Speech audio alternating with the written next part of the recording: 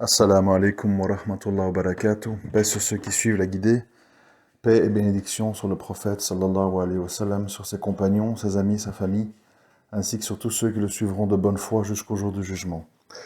Je voudrais aujourd'hui faire un commentaire. Ce n'est absolument pas, pour ceux qui s'y attendaient, une mise en garde, pas du tout.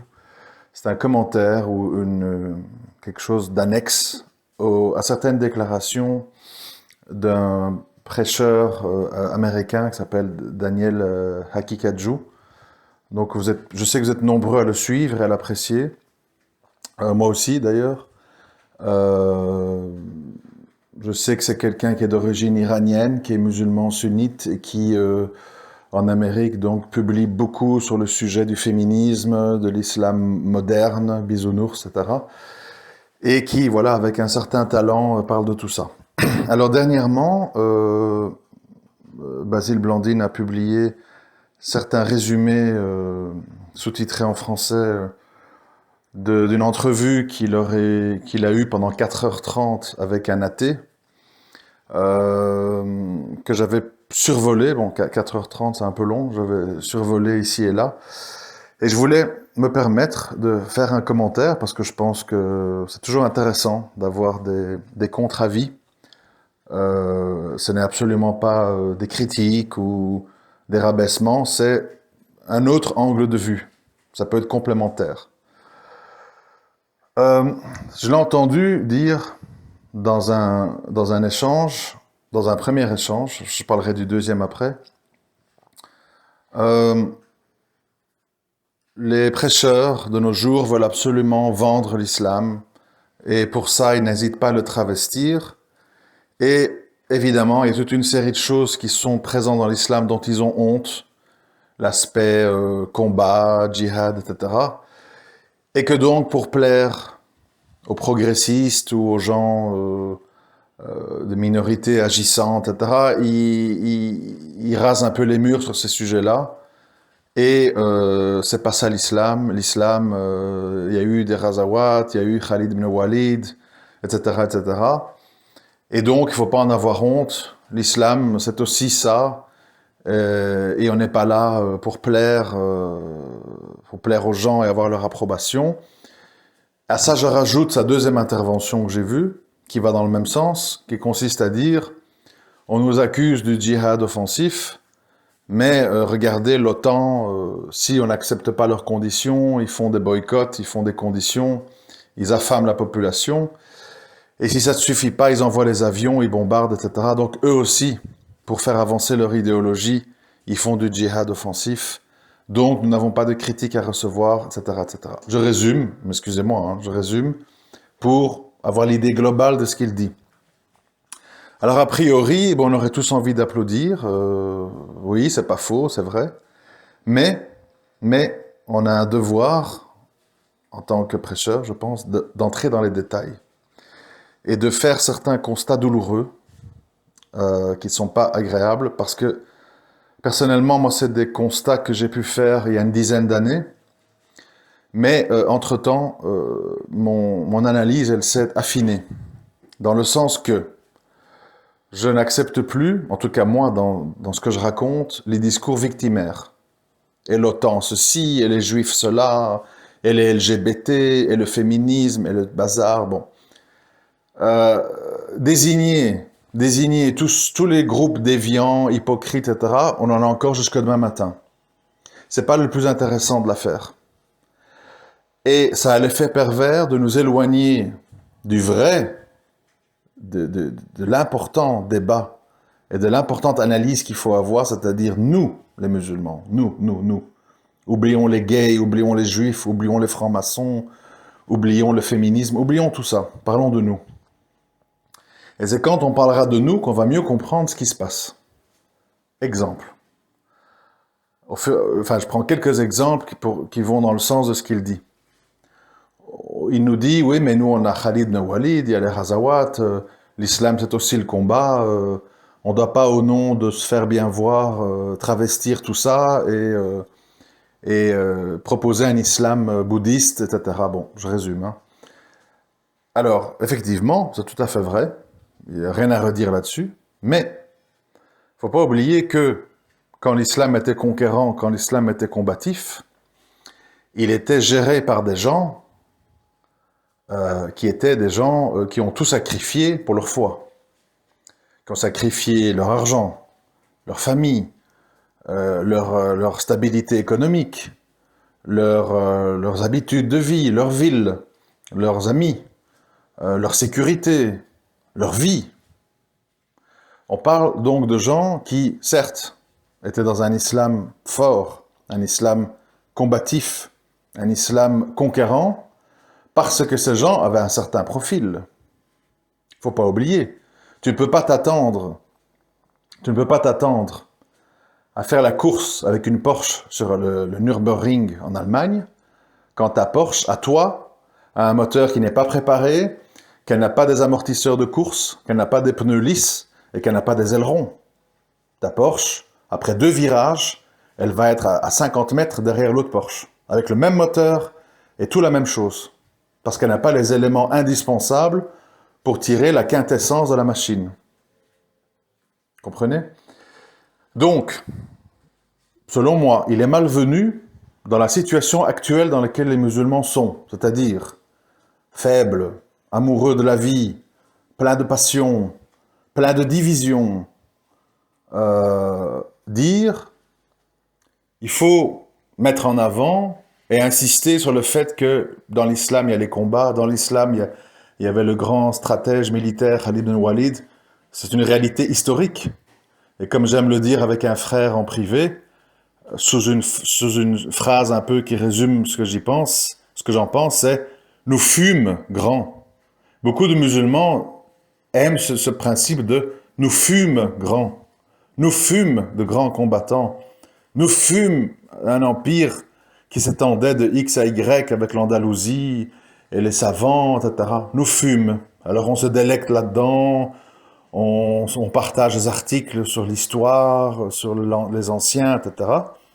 Et là, on est dans le nous fûmes, nous fûmes, nous fûmes. Oui, mais nous sommes aujourd'hui quoi? On se bat pour des burkinis, on se bat pour des parcelles de terrain à la mairie pour y construire une mosquée cathédrale républicaine. Voilà ce que nous sommes. Et c'est important de savoir ce que nous sommes. Parce que si on fait abstraction de ce que nous sommes et qu'on vient greffer à ça sans faire un diagnostic honnête, et l'islam c'est le combat, et Khalid ibn Walid, et le djihad offensif, ben on se retrouve devant des gens, comme on a connu dernièrement, qui n'ont aucune base islamique, qui n'ont aucun comportement islamique, et qui veulent en découdre, et puis qui s'étonnent que au bout du chemin, il y a la défaite, l'humiliation, les prisons, les viols, les tortures. Je m'excuse, je sais que c'est pas gai d'entendre ça, mais à un moment donné, nous devons tous avoir le courage de faire un diagnostic honnête de la situation. Sinon, ça veut dire qu'on n'apprend pas de ce qui se passe et qu'on persévère à taper sur le même clou qui rentre de travers.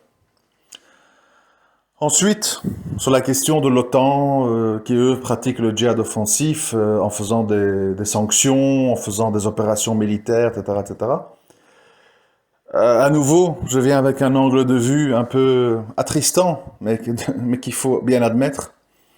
Tout ceci est vrai, de nouveau. C'est pas parce qu'une chose n'est pas vraie qu'on peut pas se tromper sur les finesses. Comme on sait, le diable est dans les détails. Certes, ils font tout ça.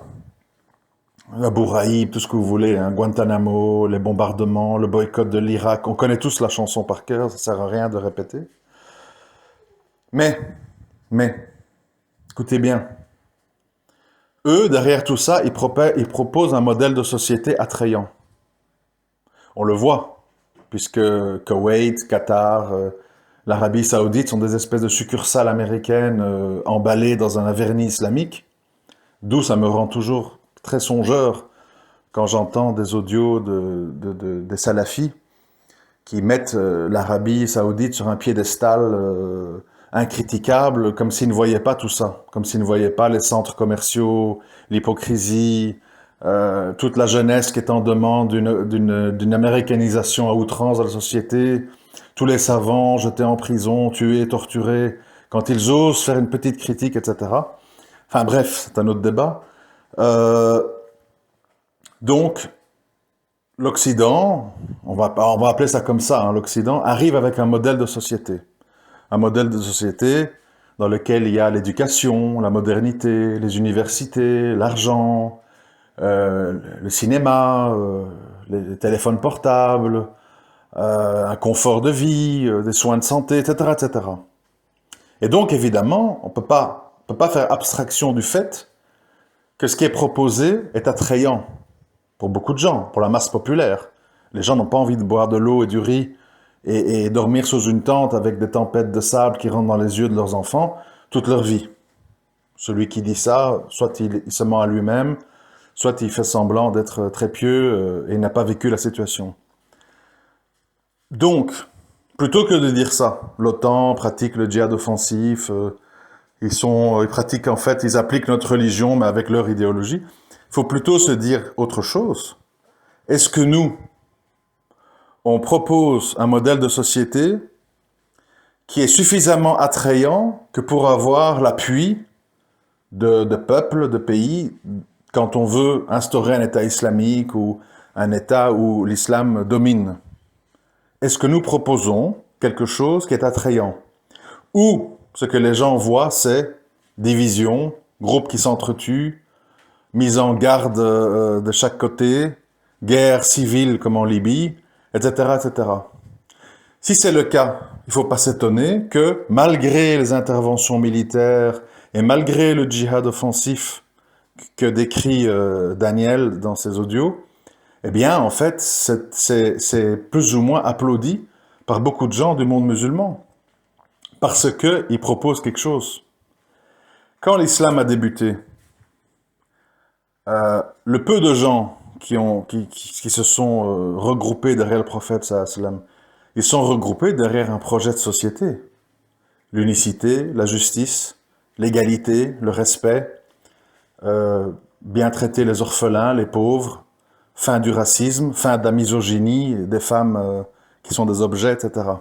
Il y avait un projet. Ici, le problème, et pourquoi c'est malvenu de comparer le djihad offensif islamique avec le djihad offensif de l'OTAN et autres, c'est que, en dehors de se rebeller et de dire non, on en a marre des gouverneurs injustes, etc., on vient pas avec quelque chose de très clair. État islamique. Moi, j'ai posé récemment la question sur Twitter. Et c'est une question, j'ai pas vraiment eu de réponse intéressante, comme par hasard. J'ai dit, quand vous dites État islamique, c'est quoi un État islamique? Tout le monde dit État islamique. Oui. Quel État islamique? Ça veut dire quoi pour vous un État islamique? Des têtes et des mains qui roulent, des discothèques qu'on ferme, des usines de bière qu'on brûle? Oui, d'accord. Et après, quoi? Est-ce que on parle de justice sociale? Est-ce qu'on parle de solidarité? Est-ce qu'on parle de bien-être? Est-ce qu'on parle d'accès aux soins de santé et à l'éducation pour tous? Est-ce qu'on parle de stopper les privilèges de chefs de clan, ou comme on aime bien dire, de responsables de Katiba, qui sont dans des beaux pick-up Toyota avec quelques valets autour d'eux, et le reste des soldats qui sont des espèces de chiens errants? C'est quoi un État islamique? Parce que déjà, c'est facile les mots qu'on jette comme ça. La hijra, l'État islamique, les koufars. Oui, oui, on connaît tous ces mots-là, on les a tous lus. Mais de quoi on parle exactement? Vous savez, quand on dit les koufars, moi j'ai aucun souci hein, avec le mot koufar, mécréant, j'ai déjà expliqué que être mécréant n'est pas une insulte. Beaucoup de gens trouvent que c'est une insulte, c'est pas une insulte. C'est mécroire. Moi, je suis un koufar de l'hindouisme. Je mécrois dans l'hindouisme. Oui, j'en ai pas honte. Donc, je n'ai jamais compris pourquoi les mécréants, quand on leur dit tu es un mécréant, tu es un koufar, ils se sentent blessés, humiliés, rabaissés. De toute façon, tu ne crois ni à l'enfer ni au paradis, donc ça change en rien du tout ton quotidien, que tu sois appelé X, Y, Z. Enfin, bref. C'est pas le plus important. Et donc, je veux dire, à un moment donné, il s'agit pas de nier certaines choses, certains mots, d'en avoir honte, hein, djihad offensif, tout ce que vous voulez, hein, tarot, des compagnies. Mais la question, c'est, oui, mais de quoi on parle? Parce qu'à un moment donné, il faut comprendre, si tu dis mécréant, mécréant, mécréant, Berkus, fou, la France, regarde le gay pride, Ah, regarde Macron, et c'est la pyramide, et choses, et trucs, ils vont tous nous pucer, vacciner, violer, enfin bon, voilà. On va te dire, oui, mais bon, tu fais quoi chez eux? Et si tu es honnête, tu vas être forcé de dire, ah, parce que dans les pays soi-disant musulmans, c'est la même chose, mais avec les soins de santé, les allocations et l'enseignement et la justice policière en moins. Et alors là, on n'est plus crédible. C'est pour ça que je dis et je redis, je pense vraiment que les prédicateurs, à un moment donné, doivent faire l'effort. Bon, moi c'est ce que je dirais à Daniel, à Kikajou, si je pourrais lui parler. Devrait faire l'effort, d'un moment donné, se détourner des autres et de parler tout le temps des autres et de voir notre état. Parce que parler de djihad offensif, quand on voit l'état des musulmans, c'est un non-sens. C'est pour envoyer des jeunes têtes brûlées qui sortent tout juste de la délinquance sur des fronts à faire tout et n'importe quoi, comme on a vu malheureusement dans l'actualité des années passées. Donc, il ne s'agit pas d'avoir honte de sa religion, avoir honte du djihad offensif, avoir honte de Khalid bin Walid et de proposer un islam bouddhiste. Il s'agit à un moment donné d'être crédible, non seulement avec les non-musulmans, oui, pourquoi pas, mais surtout avec les musulmans. Surtout avec les musulmans. Comme je l'ai dit sur d'autres sujets, c'est facile de dire hijra. La hijra est obligatoire, tu ne peux pas vivre au milieu des mécréants, d'accord.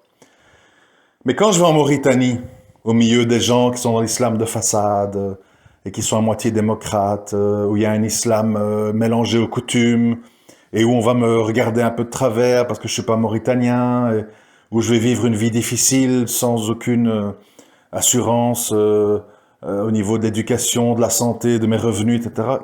Qui va être là en fait pour me tendre la main, pour m'aider, pour m'assister? Qui? Il y aura personne. On va te dire ah, mon frère, si ça va pas, si ça se passe mal, c'est ta faute, t'avais pas des bonnes intentions. Et si t'es retourné en France, ben c'est que t'étais faible et qu'Allah, il a pas voulu de toi, il a pas accepté, il a pas agréé ta hijra. C'est facile, tu vois. C'est très facile, ces choses-là. On dit ce qu'il faut faire, et puis quand ça va pas bien, parce qu'il y a 99% de chances que ça se passe pas bien, pour des raisons évidentes, à ce moment-là, on botte en touche en disant, ah ben oui, mais c'est parce que t'as des mauvaises intentions, Allah, il a pas agréé ta hijra. Donc c'est encore ta faute en fait que tu as dû retourner pour des raisons de survie ou des raisons économiques, etc.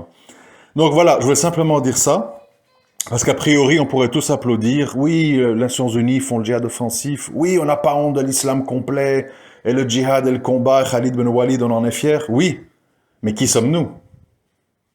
Que faisons-nous? Avons-nous déjà bâti des fondations? Avons-nous déjà l'unicité dans nos cœurs, nos familles et nos maisons pour commencer à parler de tout ça? Parce que si on en parle a priori comme quelque chose d'important et d'immédiat et de majeur, et pas du reste, on en vient de nouveau à des trucs de façade, on va perdre du temps, comme on a perdu du temps en Bosnie, en Égypte, en Tunisie, en Algérie, en Somalie, en Irak, en Syrie. Et les résultats sont nuls, il n'y a aucun État islamique. Il n'y a rien. Il y a des gens en prison, il y a des gens tués, il y a des veuves, il y a des gens dans des camps de réfugiés, il y a des gens dégoûtés, il y a des gens qui ont apostasié, et puis il y a quelques jusqu'au bouddhistes qui vivent reclus et qui finalement ne combattent pratiquement plus et attendent, dans le cas de la Syrie, que la Turquie fasse le ménage et déclare que le nord du pays est une région turque, pour espérer avoir un peu de calme et un peu avoir une économie qui fonctionne et un minimum de sécurité. Je m'excuse d'être cru, je m'excuse d'être cassant, mais vous savez, quand on est depuis beaucoup de temps dans la Oumma, on en a un petit peu marre de l'hypocrisie, des phrases toutes faites, des théories creuses, des donneurs de leçons à 2 balles. On veut du concret. On veut dire, oui, mais bon, où sont les fruits? Tu me parles des racines, de l'arbre, du ceci, du cela, des saisons, des feuilles, oui, et les fruits. Ah ben les fruits, bon, qu'est-ce que tu veux? Voilà, c'est fini. Donc voilà, je répète, ce n'est pas une critique, ce n'est pas une mise en garde. Le frère dit plein de trucs intéressants, etc. Mais comme je sais qu'il est assez suivi et apprécié par beaucoup de gens qui m'écoutent, je me suis dit, il faudrait quand même faire cette précision. Voilà, j'ai senti comme ça. Après, c'est ouvert à débat. Je ne suis pas du tout contre les critiques et les discussions, mais je tenais à faire ces précisions. Assalamu alaikum wa rahmatullahi wa barakatuh.